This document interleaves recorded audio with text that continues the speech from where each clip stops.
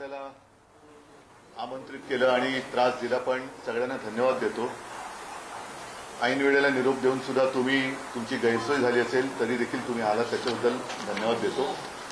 दोन विषयांसाठी मी आज जरा थोडंसं घाईघाईने तुम्हाला बोलवलं, कारण एकूण राज्यामध्ये आपण बघाल तर निवडणुकांचं वातावरण आहे।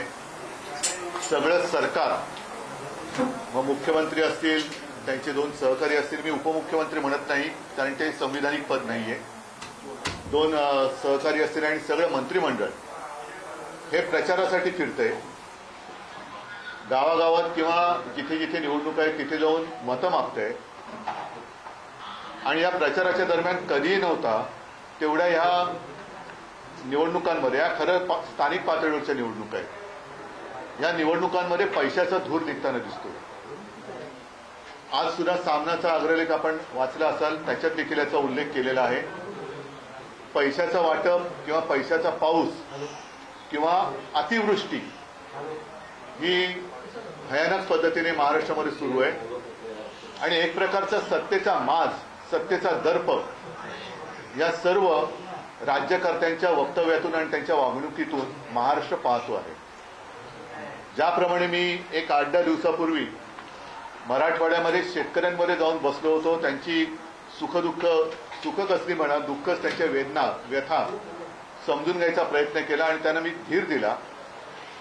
त्याप्रमाणे एकही मंत्री शेतकऱ्यांमध्ये जाऊन बसत नाहीये, नागरिकांशी बोलत नाहीये, फक्त जिथे जात आहेत तिथे पैशाच्या थैल्या उघडल्या जात आहेत आणि मतं मागितली जात आहेत। हे चित्र फार भयानक आहे आणि जे दोन विषय मी तुमच्यासमोर मांडणार आहेत त्याच्यात साहजिकच आहे, एकूणच मुंबईमध्ये गेले 2-3 वर्ष प्रदूषणाची पातळी फार मोठ्या प्रमाणात वाढलेली आहे। याही वर्षी आपण त्याचा अनुभव घेतो आहोत।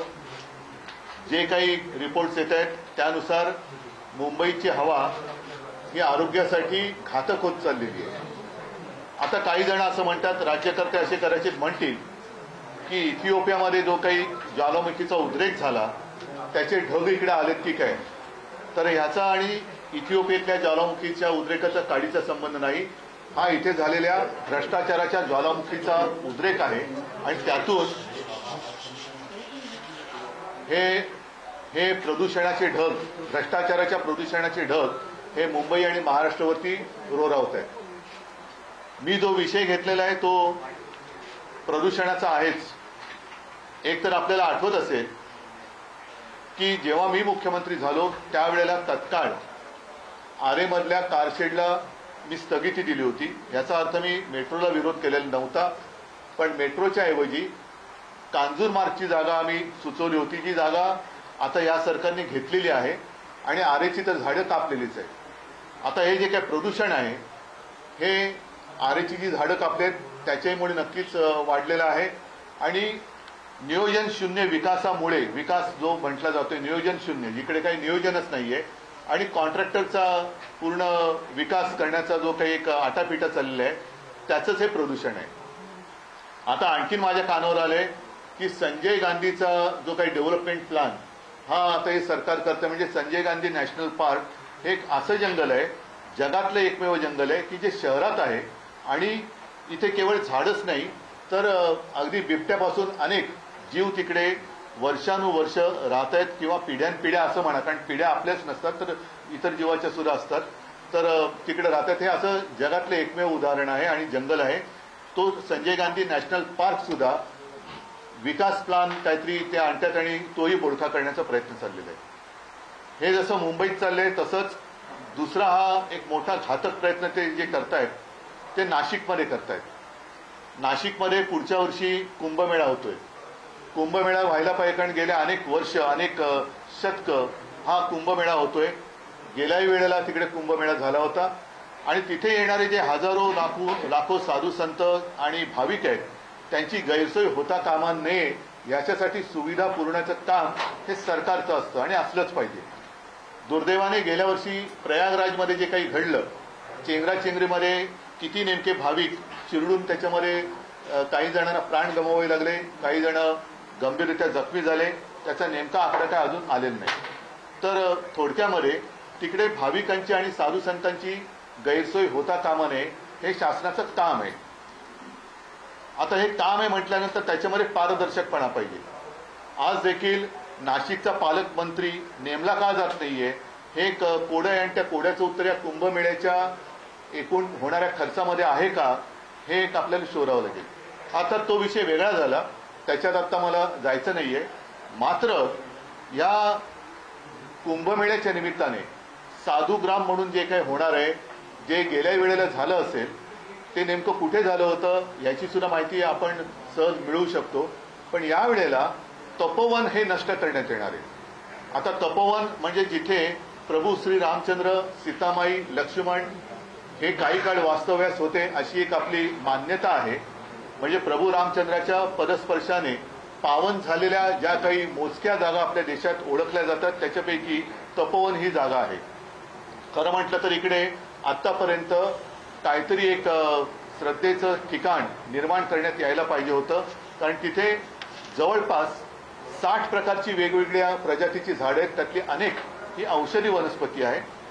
ही झाडं सगळीच काही शेकडो किंवा हजारो वर्षांची नाही आहेत, तर झाडं सुद्धा रिजनरेट होत असतात. म्हणजे जुनी झाडं जाऊन त्यांच्यापासून नवीन झाडांची उत्पत्ती होत असते. अशी अनेक वर्ष हे निसर्गाचं चक्र तिथे चालू आहे. थोडक्यामध्ये या तपोवनाने आपल्यापेक्षा जास्त कुंभमेळे अनुभवलेले असतील, पाहिलेले असतील. आणि मुख्य म्हणजे या तपोवनामध्ये जे काही साधुग्राम म्हणून करण्यात येणार आहे, त्या साधुग्राम करण्याला आमचा विरोध नाहीये, पण तपोवनात करण्यात येणार आहे त्याला मात्र आक्षेप आमचा आहे. याचं कारण ही झाडं कापली जाणार आहेत. मग प्रभू रामचंद्राच्या परस्पर्शाने पुनीत झालेली ही भूमी तुम्ही तिकडे आता साधुग्रामसाठी ही झाडं कापणार, तिकडे साधूंची व्यवस्था करणार, पण त्याच्यानंतर काय करणार हा महत्वाचा प्रश्न आहे. त्याच्यानंतर पुन्हा झाडं लावणार असाल तर मग गेल्या वेळेला जी जागा वापरली होती त्याच जागेमध्ये साधुग्राम का करत नाही, आणि ही झाडं तोडणार. आणि गिरीश महाजन म्हणाले 1 झाड कापलं तर 10 झाडं लावणार. तर एवढी जागा जिथे असेल मग तिकडेच जर जागा रिकामी असेल तर तिथेच साधुग्राम का नाही करत. म्हणजे आहे ते मारून टाकायचं आणि मारल्यानंतर पुन्हा तिकडे नव्याने झाडं लावू अशी एक लोणकडी थाप मारायची. हा हिंदुत्वाच्या नावाखाली चाललेला भ्रष्टाचार आहे. याचं कारण असं की आता कुंभमेळ्याचं जरी कारण देण्यात येत असलं तरी देखील माझ्या हातामध्ये एक अख्खे ते टेंडरची कॉपी चालेल, त्याचं पहिलं पान आहे की ज्याच्यात स्पष्ट लिहिलेलं आहे की तिथे नंतर कॉन्फरन्स हॉल, कन्व्हेन्शन हॉल वगैरे अशा काही गोष्टी केल्या जाणार आहेत. म्हणजे हे सुद्धा कॉन्ट्रॅक्टरसाठी ही झाडं कापली जात आहेत आणि त्याला कोणी आक्षेप घेऊ नये म्हणून कुंभमेळ्याचं कारण दिलं जाते. याचा अर्थ असा की भाजपचं हिंदुत्व हे थोतांड आहे. काल परवाकडेच आपल्या माननीय पंतप्रधान यांनी अयोध्येच्या राम मंदिरावरती ती रामध्वजा वगैरे ती फडकावली. म्हणजे तिकडे जाऊन राम राम करायचं आणि नाशिकमध्ये मुंह में राम आणि बगल में अदानी असं यांचं काम आहे की काय. कारण काही म्हणी आपल्याला बदलल्या पाहिजेत. मुंह में रामावर बगल में छुरी असं जे काय म्हणत होतो, आता रामाच्या नावाने ही जागा अदानी हा एक शब्द झालाय कॉन्ट्रॅक्टरचं प्रतीक म्हणून. म्हणजे ही जागा उद्या कॉन्ट्रॅक्टरच्या घशात घालण्यासाठी आत्ता कुंभमेळ्याचं कारण पुढे करून तुम्ही तिथली झाडं कापताय किंवा नष्ट करताय, हा सरळ तिथल्या जनतेचा आरोप आहे आणि त्याच्याशी मी सहमत आहे. तिथल्या जनतेचं कोणी ऐकत नाहीये. मी सुरुवात करताना जे बोललो की मंत्री नुसते घराघरा फिरतायत, हे घरदार सोडून फिरतायत, घरोदारी फिरतायत, पण ज्यांचं ऐकायला पाहिजे म्हणजे ना धड शेतकऱ्यांचं ऐकत आहेत, ना शहरातल्या नागरिकांचं ऐकत आहेत. वारे माप नुसता पैसा उधळला जातोय. हा पैसा येतो कुठून याचं उत्तर कोणाकडेच नाहीये. ते दिसतंय सगळ्यांना. अगदी काल परवाकडेच त्यांच्या मित्रपक्षांमध्येच आता ही साठमारी सुरू झालेली आहे. एकमेकावरती धाडी टाकून उघड पैसे दाखवले जात आहेत तरी सुद्धा सगळे चिडीचूप आहेत. तर हे भाजपचं थोतांड आहे आणि म्हणून मुंह में राम आणि बगल में अदानी असं यांचं भाजपचं हे हिंदुत्व आहे. ज्या मुंह में राम आणि बगल में अदानी ह्या हिंदुत्वाला आम्ही तरी मान्यता देऊ शकत नाही. तर हे हाणून पाडलं गेलं पाहिजे. नाशिकच्या जनतेसोबत मी तर म्हणेन केवळ हा आता मी मुंबईत का विषय घेतोय, नाशिकमध्ये होत आहे, माझं काय जात आहे नाही, मुंबईने भोगले, नाशिकची वेळ आता दुसरी आहे, असं सगळीकडे होत जाणार आहे. त्याच्यामुळे हा केवळ एका शहराचा विषय नसून हा संपूर्ण राज्याचा विषय आहे. तिथे सर्व निसर्गप्रेमीच नव्हे तर आपल्याला पुढे श्वास घ्यायला कसा त्रास होणार आहे याची जाणीव ज्यांना झाले त्यांनी सगळ्यांनी याला विरोध केला पाहिजे. परत एकदा सांगतो, आमचा विरोध हा कुंभमेळ्याला नाही, साधुग्रामला नाही, मात्र त्यासाठी जी हजारो झाडांची कत्तल हा शब्द मी वापरतोय, कत्तल करून सरकार आपल्या पदरी पुण्य पाडून घेण्याचा एक केविलवाणा प्रयत्न करण्याचा देखावा निर्माण करते, त्याला आमचा विरोध आहे. हा एक मिनिट, हा एक विषय झाला. हा एक विषय फार महत्वाचा आहे. आणि दुसरा विषय हा राज्यसभेचा आहे, संसदेचा. आता त्याच्यामध्ये एक नोटीस आलेली आहे की त्यांनी, नोटीस नाही, त्यांनी काय अधिसूचना ना काय म्हणायचं त्याला, हा म्हणजे त्याला काय म्हणतात, अधिसूचना त्यांनी जारी केलेली आहे. आणि त्यानुसार यापुढे प्रोसिडिंग्समध्ये हाऊसमध्ये त्यांनी म्हटलेले की there should be no thank you, जय हिंद किंवा वंदे मातरम. म्हणजे हे तर अनाकलनीय आहे. आजपर्यंत आम्ही भाजपच्या जे काही सोबत होतो तो भाजप इस देश में रहना होगा तो वंदे मातरम कहना होगा असं ठणठवून सांगायचं. आता हे वंदे मातरम म्हणायचं नाही, मग हे ज्यांनी केले तो पाकिस्तानमध्ये जाणार का, त्याला पाकिस्तानमध्ये पाठवणार का, हे भाजपच्या किंवा भाजपने हे सांगावं की ह्याच्यामध्ये तुमचं हिंदुत्व किंवा राष्ट्रप्रेम आहे का. एका बाजूला मी यांच्या हिंदुत्वाचा बुरखा फाडलेला आहे आणि दुसऱ्या बाजूला यांच्या राष्ट्रप्रेमाचा बुरखा सुद्धा मी फाडलेला आहे, कारण तो त्यांनी स्वतःहून फाडलेला आहे, मी नाही फाडला. म्हणजे आपल्या सभागृहात वंदे मातरम म्हणायचं नाही. जे वंदे मातरम आपण राष्ट्रगीत त्याला 150 वर्ष झाली म्हणून आता नुकतंच आमच्या मोदीजींनी मोठं भाषण वगैरे कुठेतरी दिलं, त्या वंदे मातरमला म्हणजे ही काय मॅकलेची अवलाद ही भाजपमध्ये कुठून आली. वंदे मातरमला विरोध करणारी मॅकलेची अवलाद ही मोदींना विचारलं पाहिजे की अवलाद तुमच्यामध्येच आहे की जी वंदे मातरमला विरोध करते. त्याच्यामुळे आमचे सर्व संसद जे खासदार आहेत ते आमच्या लोकसभेच्या आणि राज्यसभेत तर आमच्यात 2 आहेत, एक संजय राऊत आहेत आणि प्रियांका चतुर्वेदी आहेत. मी आता 2 खासदार माझ्याकडे सभागृहात ठणठणीतपणाने वंदे मातरम बोलायचं, बघूया कोण आपल्याला बाहेर काढतं.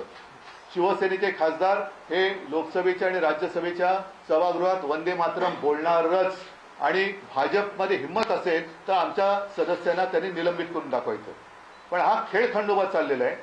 म्हणजे लोकांना भावनिक एक भ्रम संभ्रम निर्माण करायचा, मतं मिळवायची आणि मतं मिळवल्यानंतर सगळं मारून टाकायचं. हिंदुत्वाचं सुद्धा नाटक आता तुमचं उघडं पडलंय, राष्ट्रप्रेमाचं नाटक उघडं पडलेलं आहे. आणि ह्याची उत्तरं या निवडणुका बाजूला ठेवून भाजपच्या वरिष्ठ नेत्यांनी, इथल्या चेल्या चपाट्यांनी नव्हे, इथल्या चेल्या चपाट्यांना त्यांना मी खिचगंटीत धरत नाही, कारण त्यांच्या शीर्ष, कारण त्यांचा अध्यक्ष जाऊन कोण ठरत नाहीये. जगातला सर्वात मोठा पक्ष की ज्याला बरेच वर्ष झाली अध्यक्ष बदलताना नामुष्की आलेली आहे, तर भाजपने याचं उत्तर दिलं पाहिजे. दोन्हीचं, प्रभू रामचंद्रांच्या परस्पर्शाने पुनीत झालेलं तपोवन तुम्ही कोणासाठी मारतात आणि आपल्या संसदेच्या सभागृहात वंदे मातरम का बोलायचं नाही, याचं उत्तर आता भाजपने द्यावं. तपोवनाचा जो विषय आहे तिथे अत्यंत महत्वाचा विषय आहे. तिथे लोक पर्यावरणप्रेमी रस्त्यावरती उतरले, चिपको आंदोलन होत आहे, पण प्रक्रिया काय थांबलेली नाही, जे काही सुरू आहे तिथे काय म्हणजे पुढे केलं जाणार, आपल्यातर्फे काय केलं जाणार. नाही, मला पहिलं याचं उत्तर पाहिजे. हे उत्तर तुम्हाला मी एवढ्यासाठी बोलवलं की हे महाराष्ट्रातल्या कानाकोपऱ्यात कळू द्या की भाजपचा ढोंगीपणा काय आहे. नुसते पैसा फेको आणि मतं मिळवा, पैसा फेको तमाशा देखो, तसं पैसा फेकोवर वोट ले लो, हे जे काय त्यांचं चाललेलं आहे हा तमाशा तर खूप झाला. हे पैसे सुद्धा जनतेच्या खिशातले आहेत, पण ज्या गुरबीमध्ये हे वागतायत आणि वागताना वागतायत ते वागतायत, पण वरती हिंदुत्व आणि राष्ट्रप्रेमाचं जे काही ढोंग करतायत हे ढोंग किती काय त्याला वेगळी आहे ते या 2 गोष्टीत मी दाखवलेलं आहे. मुंबई महानगरपालिकेने प्रदूषणासंदर्भात म्हटलं, न्यायालयानं प्रश्नचिन्ह उपस्थित केल्यानंतर मुंबई महानगरपालिका मी न्यायालयाबद्दल बोलण्यासारखं आता का आहे का, न्यायालयाबद्दल बोलून काय उपयोग होतोय का, त्याच्यामुळे कृपा करून मला न्यायालयाबद्दल प्रश्न विचारू नका, बोलून काय उपयोग होत नाही.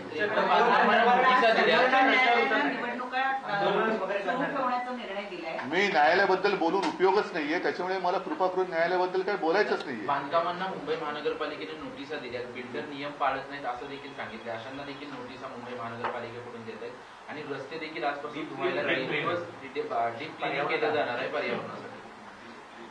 पहिलं त्यांचा भ्रष्टाचार स्वच्छ करा. हे वरवरची मध्ये त्या दिल्लीमध्ये दाखवलं होतं ना, ते फवारे मारत बसले होते, म्हणजे पाणी सुद्धा वेस्ट, पाण्याचा सुद्धा अपव्यय आहेतच त्याच्यात. आणि झाडं मारून तुम्ही प्रदूषण करता, म्हणजे हा नियोजन शून्य विकास जो आहे तो पहिला थांबवला पाहिजे. कारण आतापर्यंत आपल्याला जे सांगितलं होतं मी विकासाच्या विरोधात नक्कीच नाहीये, पण एक गोष्ट झाल्यानंतर एक गोष्ट सुधारेल. कुठे सुधारते? मेट्रोची बरीच कामं झालेली आहेत, तरी ट्रॅफिक कुठे कमी होतोय? ट्रॅफिक तसाच आहे. आम्ही जो कोस्टल रोड केला त्याचा फायदा किती होतोय आणि हे जे काही विकासाच्या नावातले जे करतायत त्याचा फायदा किंवा किती उपयोग होतोय हे लोकांना कळते. महायुतीमध्येच सातबारे सुरू आहे आणि आताच्या सध्याच्या सुरू असलेल्या निवडणुकांमध्ये अनेक ठिकाणी महायुतीमध्येच एकमेकांच्या विरोधात पक्ष लढताना दिसून येतात. कल्याण नाही, मतांची बोली लावायची बाकी ठेवली या लोकांनी. तसंच झालंय की मतांचा तुम्ही लिलाव मांडल्यासारखं झालेलं आहे की हा एवढे पैसे देतो, हा एवढे पैसे देतो. ही कुठली लोकशाही आहे? मतांचा लिलाव आहे का? हा दुसरीकडे महायुतीचे निलेश राणेंनी एक स्टिंग ऑपरेशन केलेलं. निलेश राणे यांनी एक स्टिंग ऑपरेशन केलेलं भाजप पदाधिकाऱ्याचं. त्याच्या घरामध्ये पैसे सापडलेले आहेत. हो, मग तेच मी बोलतोय ना की ही सगळी पैशाची गुरबी आता उघड झालेली आहे. मंत्री पैशाची उघडी बॅग ठेवून घरात बसतो, त्याच्यावरती काय कारवाई होत नाही. हे सगळे भ्रष्टाचार आता एवढे झालेले आहेत की हा भ्रष्टाचाराच्या ज्वालामुखीचा उद्रेक झालेला आहे. हे प्रदूषण त्याचं आहे. सरकार राज ठाकरे आणि तुमची भेट झालेली आहे काय? महापालिकेची स्ट्रॅटेजी मी आज जो विषय बोलले तो महत्वाचा आहे, त्याच्यामुळे मला वाटते 2 विषय मी मांडलेत, त्याला आपल्या माध्यमातून जनतेपर्यंत आपण पोहोचावं. भाजपच्या समजदार नेत्याकडनं मला त्याच्यावरती उत्तर अपेक्षित आहेत. कोणी आंडू पांडू बोलेल तर त्याला मी काय उत्तर वगैरे काय देणार नाही. शिवसेना म्हणून काय आवाज द्या ना. हो, मी आज तर बोललेलो आहे आणि आवश्यकता लागली तर आम्हाला रस्त्यावरती उतरावं लागेल. पण प्रत्येक वेळेला रस्त्यावरती उतरूनच जर का न्याय मिळणार असेल तर निवडणुका घेऊच नका, रस्त्यावरती उतरा आणि न्याय मिळवा असं एक तुमचं घोषवाक्य करा. नेशनल ग्रीन ट्रिब्यूनल जैसी भी संस्था है, वहाँ पर भी आवाज उठा सकते हैं. अच्छा. आप इसको इस तपोवन के विषय नहीं, कुछ फायदा होने वाला है क्या? आज तक नहीं उठाया गया. आरे की जो बात मैंने की कई मतलब कितनी बार हमने कोशिश की, लेकिन ये मानने के लिए तैयार नहीं. क्या चल रहा है? सिर्फ कॉन्ट्रैक्टर के लिए सब पेड़ भी काटो, सब काटो. अच्छा, तपोवन की जो मैंने बात की उसका टेंडर ही कल निकला है म्यूनिसिपालिटी का. वहां कन्वेंशन हॉल और सारी चीजें बनाने वाले हैं. इसका मतलब यही है कि एक जो कहावत है मुंह में राम और बगल में छुरी, उसको थोड़ा बदली करना होगा. मुंह में राम और बगल में Adani. Finance minister Ajit Pawar openly अपने बयान दे रहे हैं कि मेरे पास फंड्स है, आप मुझे वोट दो, मैं आपको फंड दूंगा. वही तो मैं कह रहा हूं ना, अजीत पवार जो फाइनेंस मिनिस्टर है उनको उप मुख्यमंत्री में नहीं मानता क्योंकि वो संविधानिक पद है नहीं. अर्थमंत्री कहते हैं कि मेरे पास तिजोरी है. चंद्रकांत पाटिल कहते हैं कि तिजोरी वाला मालिक तो हमारे पास है. दूसरा दाढ़ी वाला वो तो खुजाते बैठा है दाढ़ी अपनी, तो उसके हाथ में क्या है वही उसको पता नहीं चल रहा है. पैसे की इतनी मस्ती आज तक महाराष्ट्र ने कभी देखी नहीं थी. तो ये सब खेल चल रहा है और लोगों की जो व्यथा है वो समझने के लिए इनके पास समय नहीं है. प्रचार के लिए घूम रहे, हेलीकॉप्टर से घूम रहे, सब घूम रहे, वोट मांगने के लिए घूम रहे, लेकिन जिन्होंने वोट दिया है उनकी कुछ सुख तो है नहीं, दुख ही है, व्यथा है. उसके बारे में क्या है? मैं खुद जाकर आया, ये क्यों नहीं जा रहे? जैसे मैं जाकर किसानों में बैठा, इनमें से किसी की हिम्मत क्यों नहीं होती जाकर वहां बैठने की? महायुतीचे सर्व नेते प्रचारात असताना महाविकास आघाडीतले सर, महायुति के भीतर और भी चीजें सामने आ रही है. भारतीय जनता पार्टी और शिवसेना के एकनाथ शिंदे के गुट के नेता एक दूसरे के कुछ स्कैम एक्सपोज कर रहे हैं. संतोष बांगर ने 50 करोड़ लिए, उसके साथ नीलेश. क्या कार्रवाई कौन करेगा? कौन है? आरोप भी वही करते हैं और खुद ही क्या जजमेंट भी वही देते हैं. फिर कोर्ट का काम क्या है? बीजेपी के प्रदेश में क्या कह रहे हैं कि 2 दिसंबर तक हमें युति कायम रखनी है, उसके बाद हम जवाब देंगे. क्या मतलब यूज एंड थ्रो. अभी वो थ्रो करेंगे तो कितने दूर तक जाएगा पता नहीं. और अजित पवार की उपयोगिता खत्म हो गई है बीजेपी के. अभी वो मैं तो अनुभव नहीं ले रहा हूं. जिनके पास है उनको पूछो. लेकिन वो बातें बाद में. लेकिन आज जो मैंने 2 मुद्दे उठाए, एक तो बीजेपी का झूठा हिंदुत्व और झूठी देशभक्ति.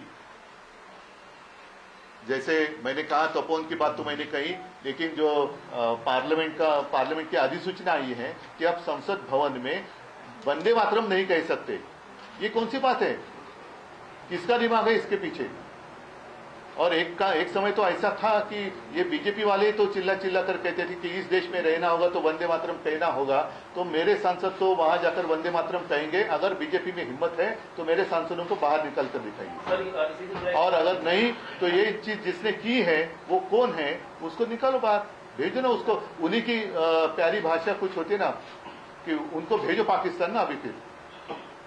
तो ये बीजेपी का दोहरापन है, और मराठी में तर बोलतात ना ढोंगीपणा आहे यांचं। इतका नाही ये हिंदू है ना ये देशप्रेमी है। धन्यवाद।